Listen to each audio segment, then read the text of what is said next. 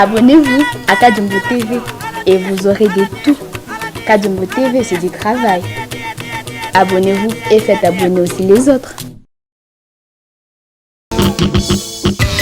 Visiteurs et visiteuses, vous tous, hôtes des tout rangs, vous qui venez en Mbuji-Mayi et visitez la terre promise, voici un bon cadre pour votre repos, réflexion et quiétude. L'hôtel Gloria. L'hôtel Gloria, le meilleur de son genre et l'unique en sa qualité. Voici ce qu'organise pour vous l'hôtel Gloria. Hébergement avec 3 types de chambres, à savoir chambre simple, monobloc, appartement. En plus du logement, vous avez droit au transport des clients assuré depuis l'aéroport jusqu'à l'hôtel. Le déjeuner, la connexion internet gratuite et fluide. Une baignade à la piscine assainie. L'hôtel Gloria organise un service de restauration de qualité très rapide et méticuleux sur plusieurs points de vente que voici. À la terrasse VIP, au salon VIP et au restaurant avec des cordons bleus ou cuisiniers experts en cuisine de toutes les nationalités sur terre. L'hôtel Gloria organise également pour vous un service de blanchisserie avec son pressing ultra moderne qui répond aux exigences de nos aimables clients. L'hôtel Gloria organise pour vous un service de location des véhicules à un prix défiant toute concurrence. Une salle de spectacle pour toutes vos réunions et fêtes de mariage. Passer un séjour à l'hôtel Gloria, c'est se donner la chance de vivre très longtemps sur terre car les meilleures conditions de vie contribuent à la longue durée de vie sur terre. L'hôtel Gloria est situé au numéro 71, quartier Kachala-Bonzola, dans la commune minière de la Kanchi. L'hôtel Gloria vous offre une occasion de vous amuser et vous détendre dans une boîte de nuit incomparable pour ceux qui veulent danser et se défouler. L'hôtel Gloria, c'est le meilleur de sa série. L'hôtel Gloria, c'est l'avant-goût du paradis. Bandeko Balingami, nous revoici. Toye na rendez-vous na biso ya chaque jour. Toyambi moi na mboka Pasteur Gili. Bokwala? Oui, Bokwala. Nani ngango mingi. Parce que j'avais même un acteur Bokwala. Oui. Mais surtout, ngai ba encadranga mingi sur la vie spirituelle na bandeko na bino. Ah bon? Elanga Mongo. Oyo ya Église du Christ au Congo. Oui. Tiba yo encadrenga na Mushikangondo. Okay. Muke na Nzembo. Et puis na Mpia Lokene. Wana nde na umeraka na bambula ibele a former nga makasi. Ti baye ko encadrenga siko na loyembo na makambo tarizo. Ala kisinga bayemba kaboyi basala kaboti na e komisinga dirigeant na komi dirigeant pendant 8 ans. OK. Koyembela ka nkolo. Après pop na yeko zonga Lubumbashi. Na yeko mona différence na vie spirituelle.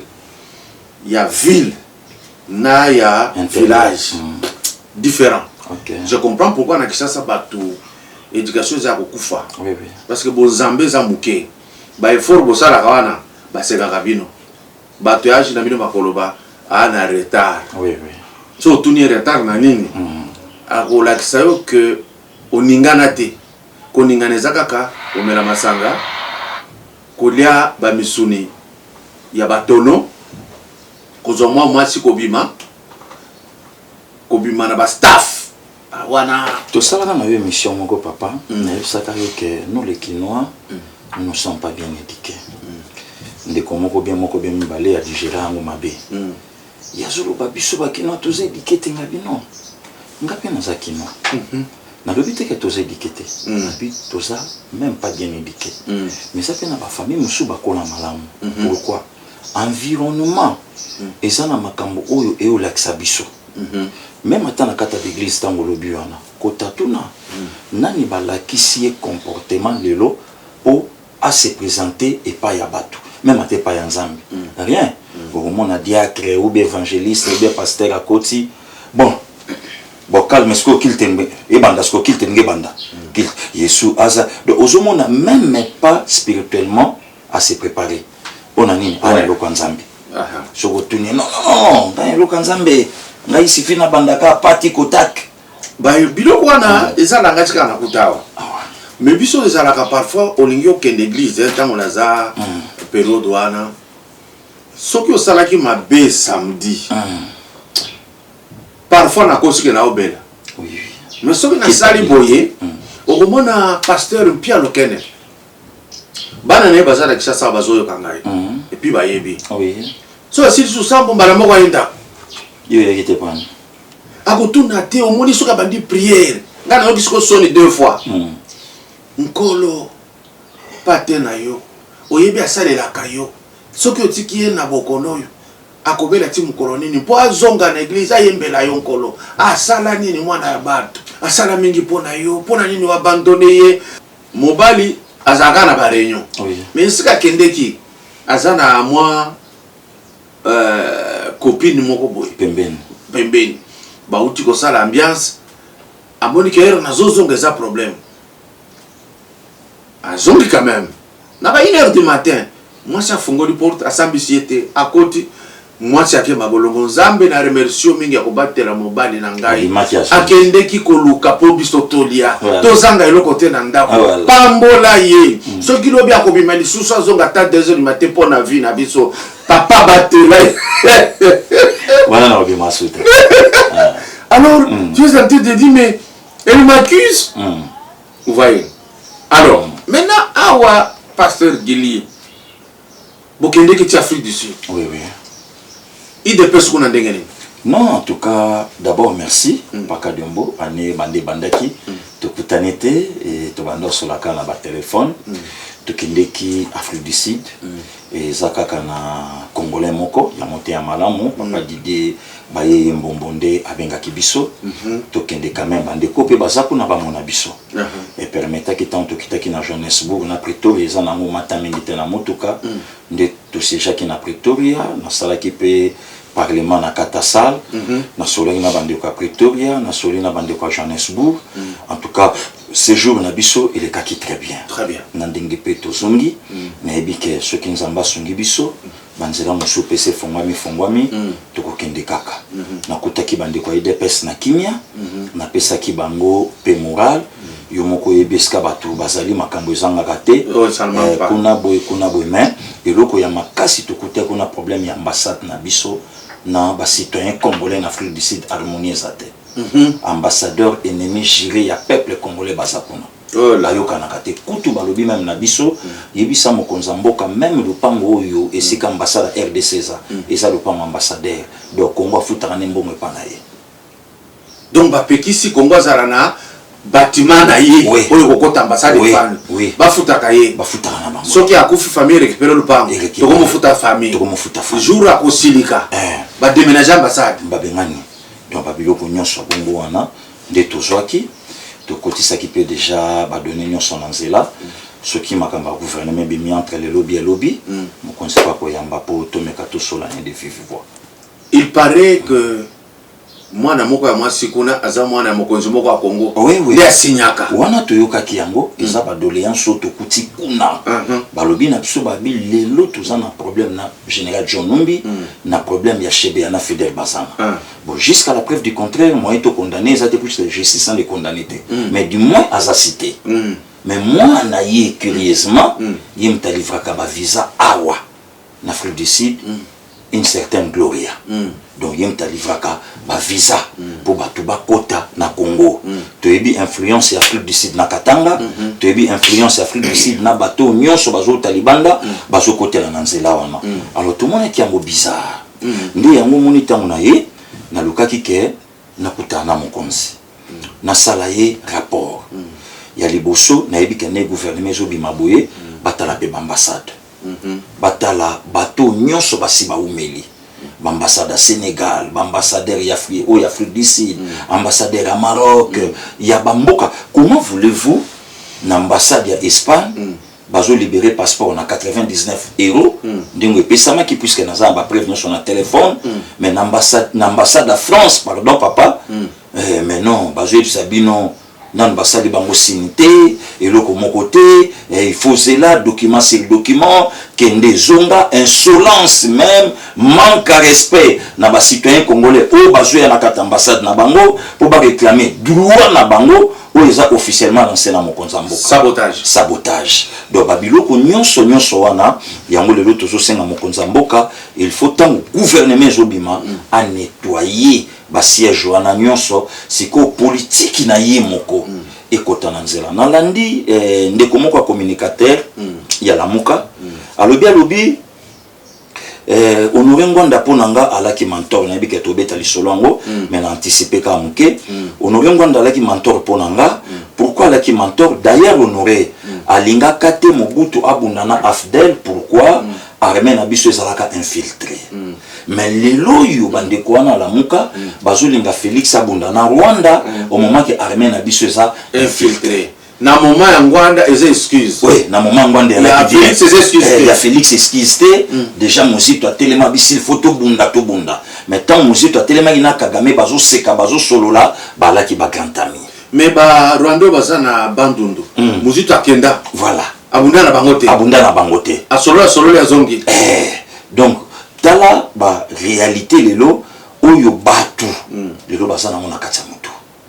Donc oso mona ke nous avons tout intérêt, papa, à vous soutenir mon Konsamboka. Très bien. Pourquoi c'est notre sang, c'est notre frère. Niveau Kabila Kangela ki Congo, il n'y avait pas un politicien où il y a faire face. Lelo bato bazomo na kaka, obotala ekuna na Katanga, eloko osali banité, omutu mbakangi, mais pas comme na situation ya kozala na Katanga. Étape wana, victoire wana, bosana yango. Wana bomoni yango nanu te. Pour John Numbi abima, pour que nous sachions coup d'état, ou bien que nous sachions rébellion na Zimbabwe. Mais pour abima comme Zimbabwe, qu'est-ce qui a fait que abima comme Zimbabwe?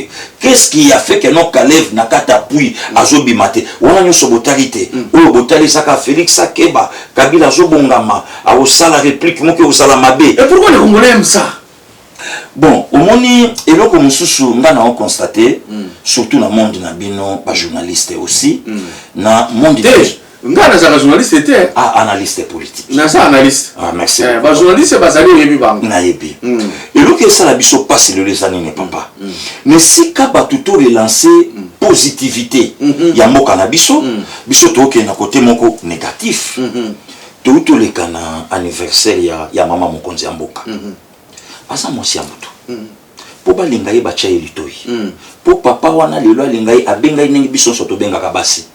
Aluka na téléphone. Alande la place avandaka. Akoma na ba proche amina e. Ba bitsaye ba tour. Ba bitsaye pe ba tour. Den bo bougelenga petit on a Denis ko na lela ka effort. Bo bougelenga e. Yebe petit on pe Denis ton bando bouger. Ngalinga nanga bana batambongo te biso to na biso bitike. Bana batambongo babala ka batuto osaka nanga ka otikinga. Et si ka babandi le quoi battu. Et maman wana botama un mois. Tatane na samabele. Babotama ndenge moko na ambassadeur muzungu. Donc affection parentale ba yebi yangote.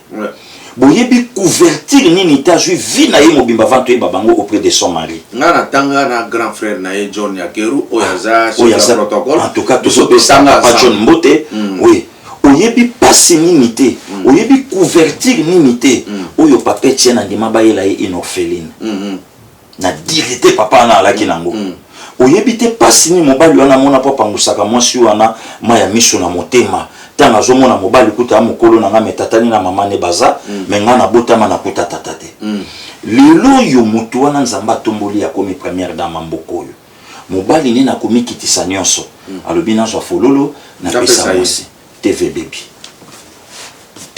baby papa na lobi na yo e baby yango biso to la nzala bazo pesa flair biso to la nzala oli mutakanisa makamuzoli kana este kaka flair boye na mais montana mais parmi les gens là qui ont parlé n'a moko na répondre que moi je n'ai pas peur de citer quelqu'un oui Israël tomaloba ki angopé oui na ba pero ruara oui mais Israël a kena est a sali fête anniversaire voilà allez gâteau et si kabitombe zo bunda mais ngana tuna tango zoli ya gâteau kuna ayeba kite gawa zo kufa voilà il faut que Félix na yebango mais ya koyeba te papa Kabyombo bino bovanda na Maréchal Mobutu ouais azo fêter anniversaire à maman Antoinette baobina bazobina tabule ya zoyemba lombo azoyemba nsanga Mobutu ya nanga zo sala mariage Mobutu a frété avion unique maka pona ba flair ouais zo kende borkestre nyonso ya Zaïre na mona bino badolite voilà bino nyonso na mona bado bozo beta ba tour partout fête à maman Bobila Dawa Mobutu o sala ngona bateau Gérard Madiata zoyemba ouais azoyemba mais lelo flair ya pamba bazangi et puis ba tubusu alobi flair wana za $50,000 na bina mona ngote tokeiti plus loin na kolie na kingo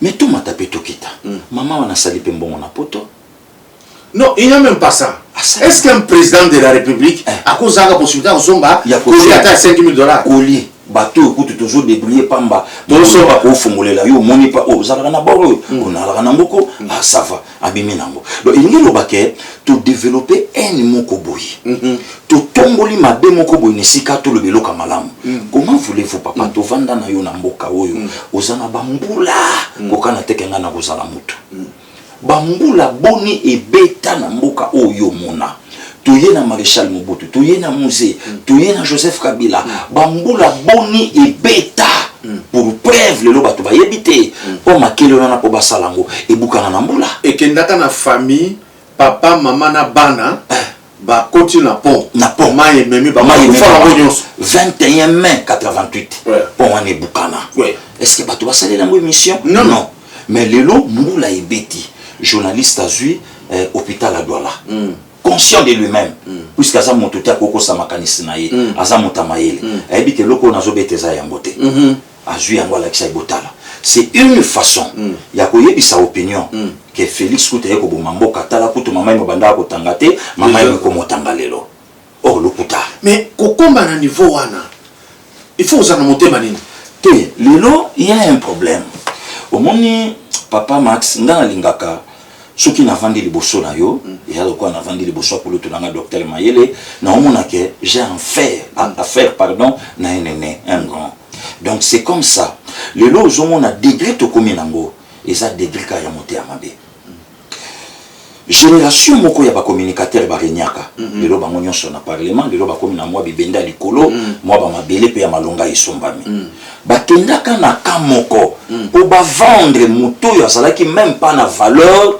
que bango bakokai ko vendre ye le lorsque ton moto na moni que bango déjà ba shingom na marché na tafuni na kitasko na génération mususu na somba sko bango bakoma kolobela ndo moni ba makambo nyonso e komi na mboka mais jamais mutako le kasa l'émission bisa ba militaire et c'est komi jamais mutako sa l'émission Bukangalonzo bande kozela lelo masango ane boti mais matata ba fanda na Kabila pendant 18 ans jamais mutako loba non train oyo bakimbembe mazunga bakenda ko sombela biso runa raye zo bala na te mais le toujours train vente à fabrication nango 2020 bato bakolo belango te lelo jamais bato bakolo bela bateau de pêche lelo bato bakolo bela nzela ya Kinshasa Kananga donc baleki na loso bomba et bandi kozonga suplérie Yamaluko donc jamais cimenterie. Vous savez pourquoi? Puisque ma B et les Kakimingi na Congo, c'est que la réalisation, et tout ça, la moyen monana, exacté. Voilà. Bateau yolonga ndenge lobike basombami. Ata moni. Aolobate. Il faut aboya. Faboya. Yemko azolo na boya ngo nanko. Nako. Tango aye ko sala émission. Ngana landi journaliste moko. Azolela ndenge Koura ezikisi batterie ya Pero Ruara. Nyonso eziki. Bon, je n'ai pas encore vu, c'est lui-même. Quand il dit, j'accepte, c'est son studio. Mais Serge Kabongazoloba, courant ya Union Sacré. Ah, courant yo. Président Félix a coûté ton pas ya courant. Maï passe kaka. Pourquoi langage on éco? Écoute. Non, ils ont déjà bandaka là. De quoi j'en lis sur Tangi Combo. Il y a une table sur Combo, il y a fatigué vite. Que non vitamine soignée en amont tout et ça a mon oui, je l'ai suivi dans l'andaï. C'est vrai. Oui. Les lorsqu'il faut la tout un rendement naïe, tout une émission naïe, où il va dire que ça succès, les lois à cause de langage, à cause de positionnement. Le quoi nous avons ta province boye, n'a soutenu leader ya province nanga par rapport ya boy, par rapport ya boy.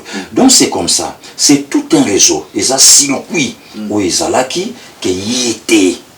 Ni makambo bimaka na période ya vérité des urnes papa makele le bini kalata mbino bokola biso to ekokuta na génération na biso bobundi na muninga becho makofi mibale tango bakaboli bino yo saka na vitesse à langage osui omoni oyonde muto soki babor tango na makele zotamba so ngana omoni na becho yo donc nde makambo salamaka awa makele le bini oyo wazeko lobi soki mwana muke abeti mukolo bitumbe sala erumelaka il faut la sapetu on a petu on a reprouvé o yesu abambi petu on a yango no moni réseau salama yango lelo na pesa ka merci na bato kwa bino merci na bato lokola ba Christian Bosembe o ya bebi saka pe quand même pe ba boulot na quelque part na batangwana na RTG baneja ko pesa position ya ko soutenir makambo ezalelo merci aussi na ba communicateur ya IDPS basali musala makasi ya kokanga minoko ya bato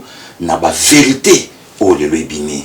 Donc pourquoi bato faut ba comprendre papa Max to vanda na yo likambo 15 millions ba journaliste ba bimi bon mon abiso 15 millions kaka sikoyo eza ba jena bango mibale papa J6 Sakoti a joué monta 15 millions na plus que même 15 millions akoma bandeko bazongi balobi le dossier est vide et puis libérer l'innocent makama matata boni bukanga lonzo makambo kendelo na justice oza bakangaye wana c'est l'honorable Mike to yambie na plateau dans le bango ba journaliste ba beti tour na ville ba pe bango 1000 asa innocent boyna boye donc elingi koma moi réseau moko o esika lelo bato bazolela et puis bayebi bango que soki olingi ba défendre kende ko pesa wana o kasinga na komelo na tongo vende ni to chao poa biso total amaka donc yo solo la kaka yo sololi ochenga peka ma ba carburant nanga no bete monsieur Pavika Diombo na ko beta na ba télé to lo baloba o ya solo ko ouais bon liste ko ni réseau comme ici ko to kota na problème crucial parce que j'ai fait l'émission même hier bato ya Katumbi balobi IDPS toko fiakula bino ozaba impoli éducation ezamuke bitumba wana bandi na dossier nini papa Max nalingaki na répondre d'abord bandeko wana moment où to komisi koyo eza moment cohésion nationale oyo Martin atako opportunité nango na 5e minute bandi la match akomo lukango na 82e minute match ngesila que cohésion le boko ya lobaki alaka salité le lo comme lukango ekomi propre donc faut comprendre que non et ça confusion ya nzambe nangaki dans répondre ba maître ngape na mona ki bango et loko to critika kana Martin nanani na Kabila ba maître tout ça ba renyaka le lo bakenda biso IDPS to ça la politique ya conviction politique ya état d'esprit na yete pour papa Kadomba Bisenga bi Pasteur Giliaka mweloko moko eza. D'ailleurs ngamo na bengaki. Ngabi kulutu na monyo ma mikolo lobi na koya. Tout ça musala. C'est ça. Voilà. Na ye na se musala ngawana na bandio zo ngana imboka. Donc c'est comme ça. Les lotos bande kona bazoleka. Baye ba ke IDPS ba tunyo so abunda na bango alonga na bango. IDPS abunda na Maréchal Mobutu, IDPS abunda na Sénéri, IDPS abunda na BSP, IDPS abunda na Vie-Honoré, IDPS abundi tilelo. Tu yebi kendenge balekena baleki moyena. Mais ça ne vient pas de leur cœur. Te bangote, po basala kite lobi. Baye koya. Basala kite. Mais biso to koli na mouvement o lelo to sanango. Ba. Donc baleki oyo ba bini bango moko, pe lelo to bando koma ba responsable na musala. Donc, ce qu'on bengi CG Kabouya Sikoyo, le président Jean-Marc Oyebi, c'est que tout ça n'a passé qu'il y a au Kamwa. Pour n'aller pas na yété pour na joie baptême, na ya. Donc, on a les alaka système qui est bon, les canons, nous bossons loko, bokebi ça, tout ça, baïba kebi no bozate. Tout ça n'a besoin de loko en até. Les lots communes a besoin tout sangana. Tout commune a besoin de bimise loko. Les lots tombent à zotin d'abato IDPS. Est-ce que bébé Katumbi a une union sacrée na chef de l'État? Quand on a obango ba otake ba monate ba cause la passé Guili ba cause la Bécholé ba cause la président Gilles tant ba koleka attaquer ne ba lobi ozomona vraiment ba parlementaire kutu mutu moka ke plus loin na poto ya kolobake pourquoi Guili a finga ka Katumbi te d'ailleurs ba pesi mbongo moko boya ba parlementaire debout na Katumbi mtabanda okabola non na ko finga été mais na o critiquer différence ya et puis est-ce que batakanga que on a finga à Katumbi ngana comprendre na Congolais te ngana zu vidéo ya Katumbi yemo kwa zoloba na tsheli bino na zu ya nani Muyambo na tsheli na bibo tala ba lobaki ya ba ezabo ko fingo bango ba finga kazani c'est-à-dire sur lobika la vérité pour la bango au fingi et puis ce qui est bizarre c'était quoi même problème sur basali ngo sur Fachi au moins la plainte te moto alingi Facha za lokola agnon imolé babaka na bango ne kulusu mutakoloba te mais ceux qui balobi na moto boye et comme problème na ngana bisa bande kona c'est pas le moment IDPS na niveau na bango te bakende babe manano bibende bakende babeta non makofi na basaki bako masuma kasi mais domaine politique batike la ba jeune IDPS ndenge ba osamu c'est depuis les comme les années papa Max tout est parti na consultation. Ouais. Tout est parti. Quand avant na comme la consultation, na lundi même na ba jeune mususu, ba communicateur ba biboye ba que si Félix est maintenant au pouvoir, c'est grâce à Moïse Katumbi. Ah moi j'ai répondu à ce genre-là. Émission Katumbi à Zostara na poto.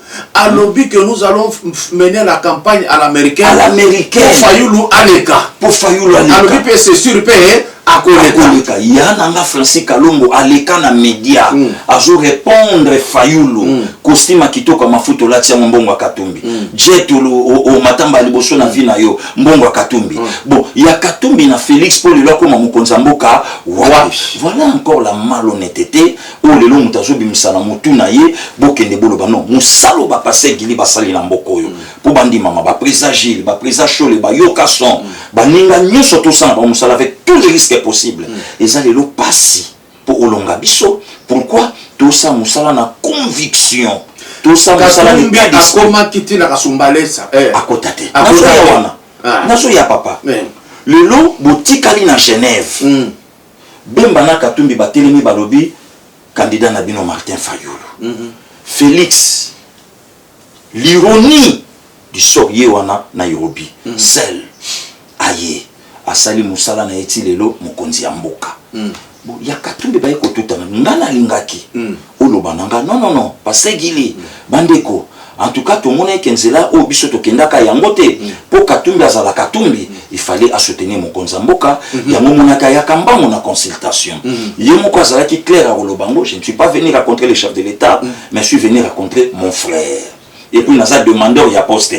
Nous avons les 5 ministères, il faut à la 8. Nous avons les leader ou bien ils ont acteur ou lelo bazo simba ba ministère ou bien bato musu faut bas ne loko ici comme tout na mangesa puisque lelo papa Max faut bato ba comprendre langage to aller na ngo na opposition ce n'est plus la même langage lelo to ko utiliser donc moto c'est la passé gilité na kofinga lelo to fandi tout ça la banalise tant moto lobe ke ngana a demandé rapport c'était mais lelo yo 5 ministères toujours kana ba source il fait ça la 8 siko wana commune wana sikoyo ye mutazo senga ou bien ba depth na ba lobi babino yo ko zo sente biso photo zo wibor photo zo wibor siko toujours linga totuna esa nisikani lelo tomba ndeko balobi non Félix a un pouvoir mais la même personne à Félix alobi na bandeko na poto na komi na kita bokonze na volonté à motute na komi na volonté ya nzambe na volonté ya peuple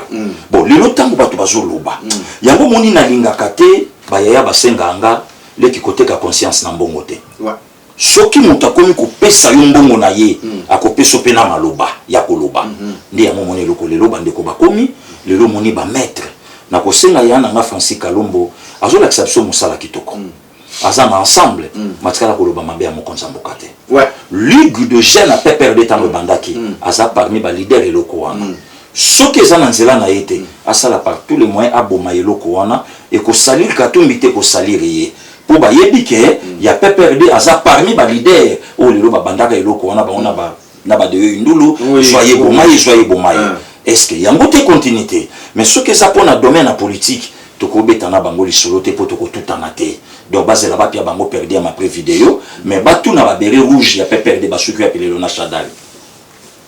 Alors là je voudrais ajouter au Katanga Baloba il y a que Katumbi Poisonga la Congo et ça le président Félix Tshisekedi yeba na tango ba championnat zo salema pour Katumba faisait un problème à passeport parce que c'est un passeport ya Italie voilà tu vois c'est-à-dire il était italien Félix Moutou président de la République a payé passeport ya Congo mais tu évites son balanda qui procédure nde Katumbi zongi awa Katumbi zongi ya Kinshasa c'est grâce à Félix le a comme ko ya ndenge alingi azongi mais c'est ça ni loko yango tozolinga to expliquer bato baeba omoni stade otokomi papa Max eza stade Congo foi sangana Kabila panzaki biso Congo pour tenir compte na été Kabila panzaki biso Congo pour to parler na ba problème de fonté to lo bababilo komo ya likolo superficiel ou ça n'a même pas na sens entre temps ina monsi na iba okoma na bosui or moment tokomi tout ça ce qu'on a un moment il y a aimons le Congo cela veut dire quoi aimons le Congo nous le battre que non aimons Fachi aimons le Congo nous le battre soki le Congo ya malonga et salami to beteli yango maboko ya mabe salami to lobi yango te comment voulez-vous le lo papa na ebité yo soko salaka recensement il y a 67 à Maréchal Mobutu ndenge na yoki na ebité biso déjà à 84 étoiles non bampuku na école primaire na bleu blanc ya kilote mais les lo tango likambo identification et quel est cet acteur politique, le quoi papa Kadiombo, alors bah quel recensement té? C'est extraordinaire. Yango nabamboka tout en Afrique, bah on réclamait le quoi on a posé ça les maca régulièrement, bah y est bah qui est qui. Mais c'est au Congo on dit on ne peut pas faire ça. On ne peut pas. Bah bien ça utilité. Ça utilité. Tout ça la carte d'électeur. Eh mais oui ça utile. Dans ce ça même baninga nanga, tout finga basangote. Tous en démocratie. C'est leur opinion. Si bango balobi eza bango. Le pays n'est pas catholique. Que si basango balobi biso tolobi amen. Et aux années bino bolobi. Poti siko ba musulman balobi le côté. Réveil balobi le côté. Qui toi dit balobi na le côté. Banguiste. Et voilà donc bango nyoso na balobi le côté. Donc o show la lobi eza na ngo kaka chole. Puis chole pété mutako bimisa église catholique nyonso. Pour y papi non. D'ailleurs na otolanda même vidéo moko pape na basilique. Azote ya lobi beaucoup de na ba politique en mboka te d'ailleurs et donc on sait na bino bo priya kande pour na ba acteur politique bah qui c'est le vrai chrétien voilà n'est pas dans la politique voilà c'est ça le lot tant où to comme na likambo identification c'est pas l'IDPS IDPS ça tient ça la vidéo mon côté que non to kende na élection te ou bien IDPS alors bah qui non élection en 2023 exacté déclaration à non plus Mal Kabundi non plus c'est Augustin Kabouya non plus ba ine nyonso ba Jacquemaine Chabani ba Paul Chilungu donc ba tout nyonso motatika lo bango azate c'est la personne des pasteurs Gili, nde mutaye koloba likambo ya recensement. Tokende na recensement. Pourquoi recensement? Papa Max, tous les kabiso nyonso na fichier normal. Donc fichier moko général au lelo na France na bamboka poto balasu na besoin ya recensement te. Ba koti kaka na fichier, batali X akufa, X asali bakangi na ba compte na yetu, baluki ba revoir, batala banyongwa l'état la kinango, asa bafuta papa après ba bloquer. Parfois bakobenga famille, ba yeba zui eloko na bango. Mais pourquoi pas awa biso? To koma na eloko wana to sala yango. Le luton va balobi recensement ngape passé gili na yena lobinga bibo les élections en 2023 oui mais l'identification d'abord tu yeba qui est qui na yambi appel à colonel moka lobi passé gili biso to vote raté mais toujours soutenir idéologie na yo pourquoi recensement et coïder biso na moko solution aussi ça pour est le Martin Fayulu devant Bamindele na zana image wana azoloba nous n'avons pas d'armée au Congo. Cette armée est infiltrée des Rwandais. Oui. Bah, officier Rwandais, bah, ça, qui 300 et quelques ans, oui. Comment voulez-vous qu'avec ça, tu gagnes guerre? Oui. Mais quand il y a ce n'est pas nécessaire à causer le recensement ou un glissement.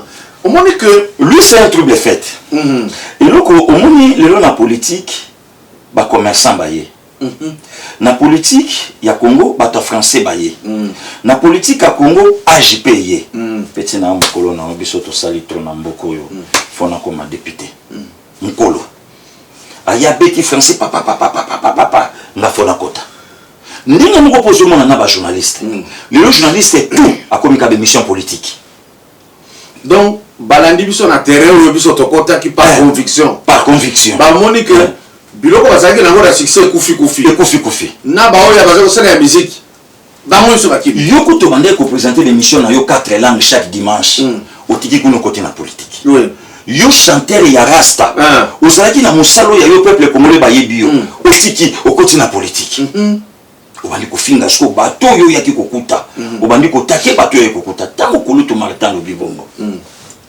Adolphe Muzito alobi Félix akoka koboto la majorité te majorité wapi ya Kabila majorité oyo ekangi peuple congolais majorité oyo esali ke moyen parlement babenga Kabila ezate faut deux chambres ba se réunir en congrès deux chambres oyo Kabila za majoritaire voilà ne majorité oyo Muzito appuyé oyo ayebisi Félix okokati voilà donc Muzito na Jean-Marie Kasamba na nemu milanya ba utiliser langage moko curieusement ouais Moulanya loba lobi Félix ayebi mokolo akoka kosimba majorité wana na poko nango destitution ouais Muzito a confirmé alobi okosimba yango te na landi le petit Nico Mayenge l'avocat faut balaka pe baleki na mbola papa faut ba tout mususu moko na plateau ba yebaka balaka baleki na landi alobi Félix akobimisa gouvernement te afa bimisa gouvernement il faut atuna Kagame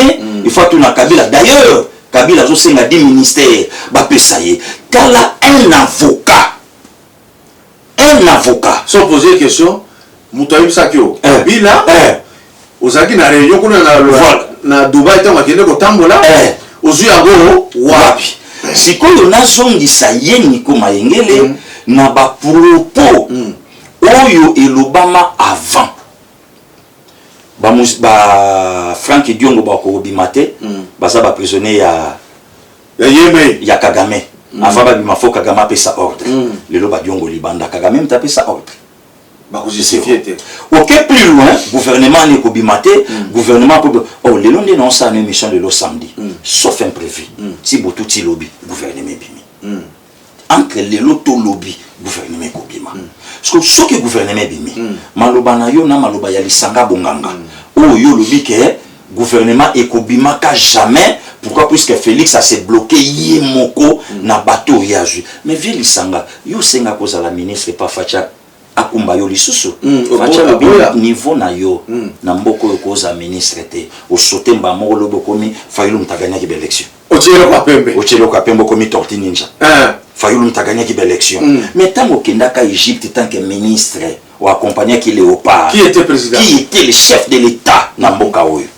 okendaka pourquoi il fallait tant que comme président au début je démissionne voilà natiki puisque moto a commis été mais tant au sengi na kukuba pimelio par rapport à compétence oyo za nangote okeyo lobi c'est Fayulu donc le loso mona que c'est la contradiction Fayulu Sonia Rola sakani na ye papa Sonia Rola tunia lobi yona Kabila lelo bokomo loba l'engagement moko non ba on débat bazo zo ba image na ngande ba okopé ba mais Kabila parlé na résistance Fayulu lobi yango qui ko na lobi yango oh bango baza ba résistante ba résistant baza ba français oyo batikalaka na France ba faire face na balma ils ont envahi bangote mais ba français libre ba accompagnaka de Gaulle na Angleterre donc bato nyonso lelo ba na poto ba mebenga ba résistant na pesi bango explication na yebisi bango ba koma ba congolais libre on ne peut pas être résistant ailleurs libanda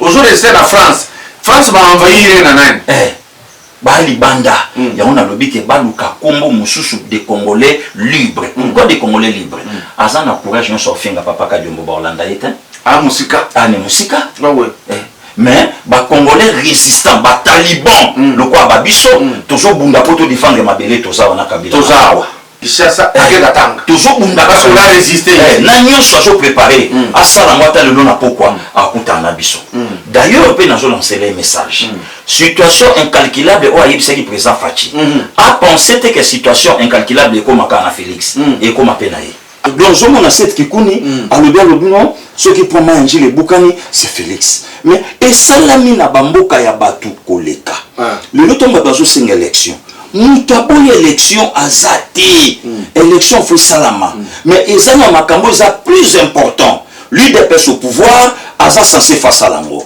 le autre matin faut la senga lobby il lui faut seni ezala diriger na ba confession religieuse mais ba ça diriger na banani papa hein depuis que ma confession religieuse est dirigeant élection le cas na kimia malumalu après-midi ba résultat na char de combat na 13h to koti na banda ko tolala lo kwa minuit tilubi na tongo pasteur aye to bité catholique ta mususu ba yebi nzambe bien te réveil allez ngoy mulunda yekutu donc suka tango papa Tshisekedi alo babi c'est un agent de Kabila tu sais papa Tshisekedi yopé longwa yopé makamyo so ka gobo ya ka peso secret moko ba ça ba yibate ngoy mulunda tango asali alekisi Kabila akomo obenga Kabila après téléphone de karaté baboyela ye akita na Lubumbashi aganga alobi azalaki aeshuaki nga mutu na lekisaki na pesi faux résultat lelo zoboya ko yamba ngai wana na mutualité ya baloba 4 baye ko yoka na ka wala période de Félix to continue voilà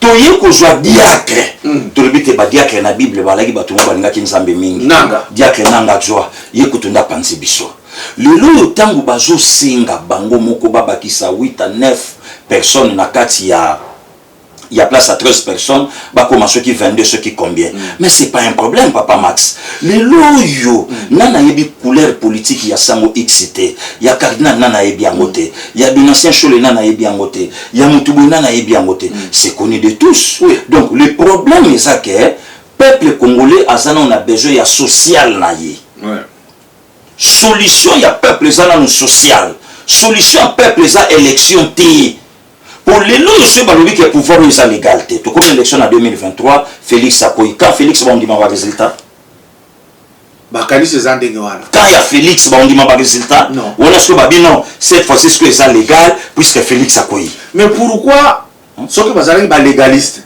normalement élection basala ngona ministère de l'intérieur mais justement c'est ni wana sa biloko basala ki na ba belge ba écouter de c'est ça na sens ya monga ipe nazo senga sikoyo lokola mokonza mboka asungi biso décentralisation et je na kata ministère à défense ministre ceux qui n'a ya appui ya démocratie et zonga sikoyo na ministère de l'intérieur et ça la organe moko na kati spécialisé na kati wana ko et permettre makelele cela comment un prélat akende koloba quand tête à seni un kasaya ko ozalate li soumoni neza lelo na Congo un kasaya a soutenir Fachi et kamusi bato li soumoni neza bon lelo so to bi couleur politique à cardinal donc azo soutenir de quoi province nae na tunaka na lobby lokola lobby kasaya azala na senité so che ekolo mususu ekolo wana ba bikolo mususu ndeko non ça va hier au moins allez kawa non ba ibisabiso vérité bazana nyongo ya nani ya mindele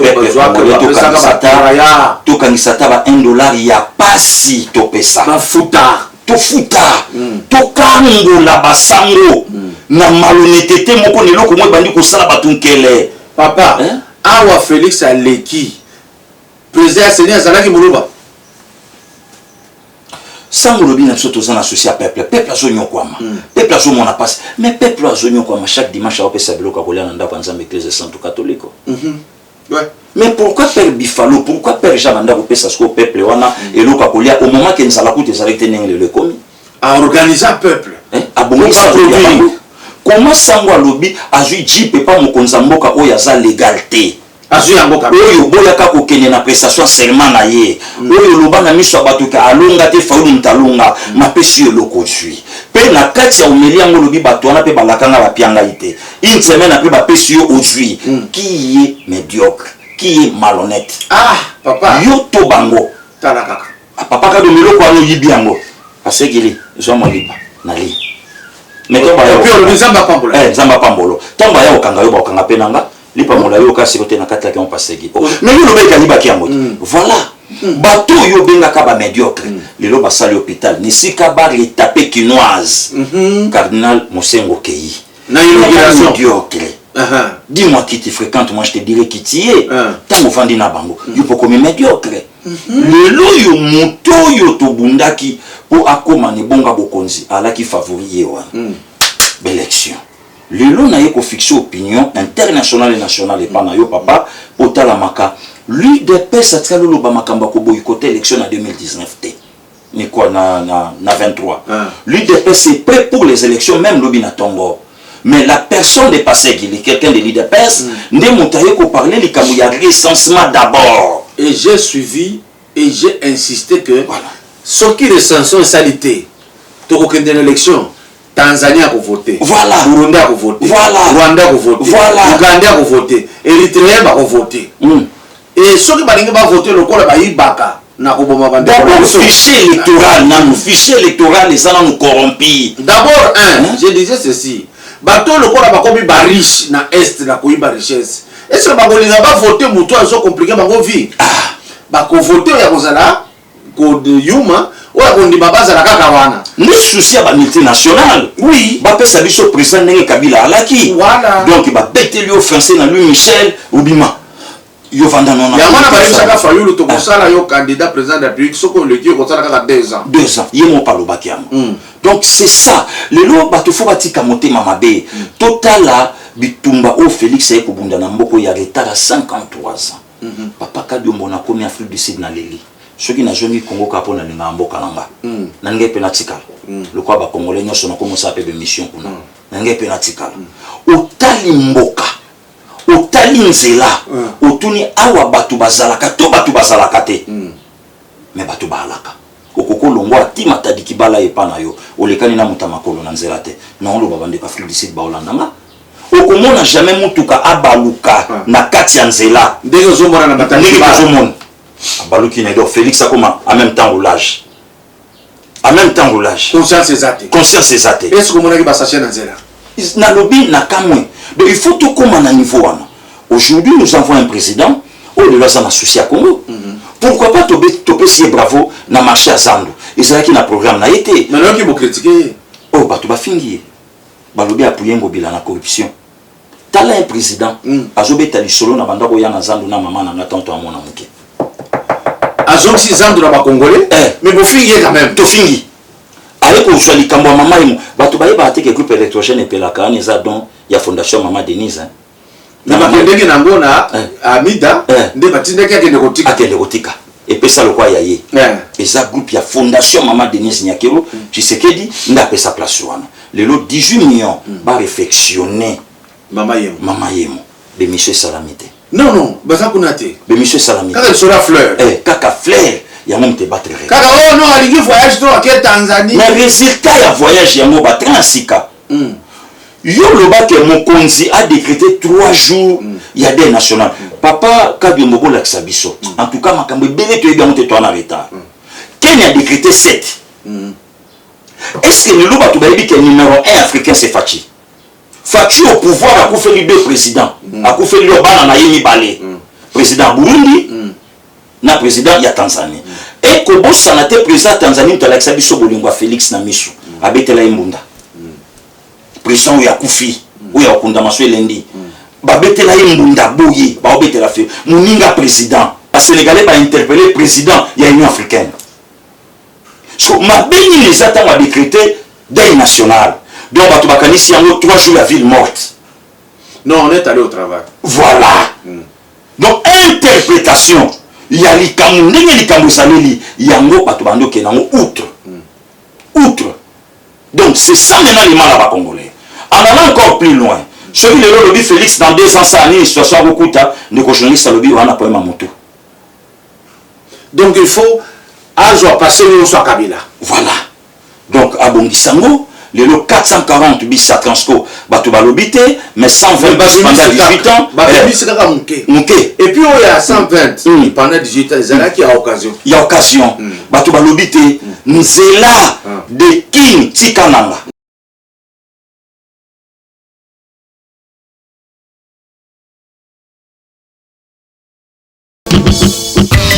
Visiteurs et visiteuses, vous tous, hôtes des tout rangs, vous qui venez en Mbujimaï et visiter la terre promise, voici un bon cadre pour votre repos, réflexion et quiétude. L'hôtel Gloria. L'hôtel Gloria, le meilleur de son genre et l'unique en sa qualité. Voici ce qu'organise pour vous l'hôtel Gloria. Hébergement avec 3 types de chambres, à savoir chambre simple, monobloc, appartement. En plus du logement, vous avez droit au transport des clients assuré depuis l'aéroport jusqu'à l'hôtel. Le déjeuner, la connexion internet gratuite et fluide, une baignade à la piscine assainie. L'hôtel Gloria organise un service de restauration de qualité très rapide et méticuleux sur plusieurs points de vente que voici. À la terrasse VIP, au salon VIP et au restaurant avec des cordons bleus ou cuisiniers experts en cuisine de toutes les nationalités sur terre. L'hôtel Gloria organise également pour vous un service de blanchisserie avec son pressing ultra moderne qui répond aux exigences de nos aimables clients. L'hôtel Gloria organise pour vous un service de location des véhicules à un prix défiant toute concurrence.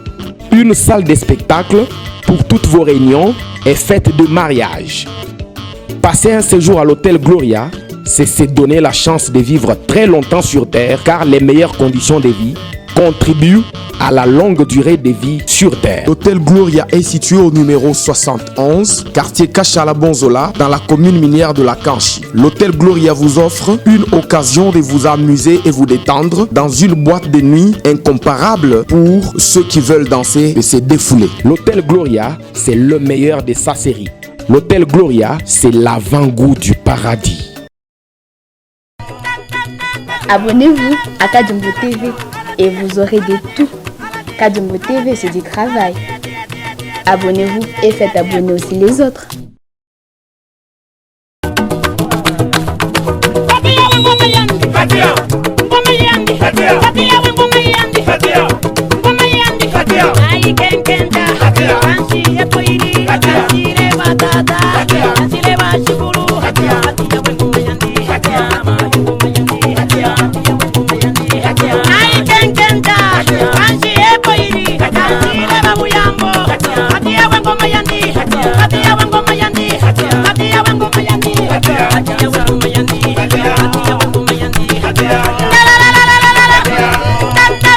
Yeah.